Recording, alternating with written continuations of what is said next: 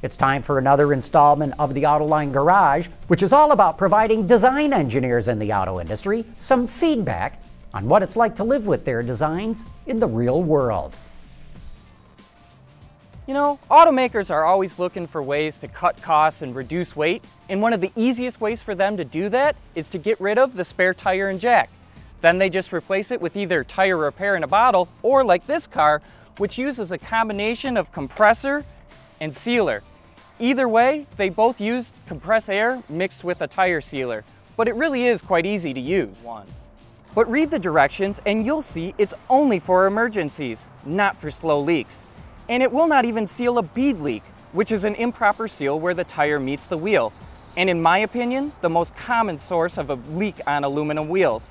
Also, as of 2008, all new passenger vehicles must be equipped with a tire pressure monitoring system.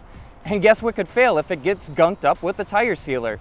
Yep, the pressure sensor can be ruined unless you clean it, and properly clean it at that.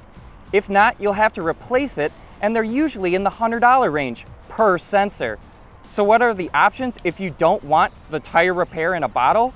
Well, you could just get a spare tire and jack. You know, most cars that don't come with the spare tire and jack offer them as an option from the dealer. Or you could even get a set of run-flat tires, but those tend to wear out faster and have a harsher ride than traditional tires. I know why all you designers want to get rid of the spare tire and jack, but just keep in mind, if a customer does get a flat, it's gonna cost them a lot more money. For Autoline Garage, I'm Sean McElroy. Say, did you know that those tire repair bottles expire in about 3 years and that it costs $30 to replace them? I never knew that, and I'll bet most motorists don't either. And while those compressors are really cool to have, they cost about $70 to replace.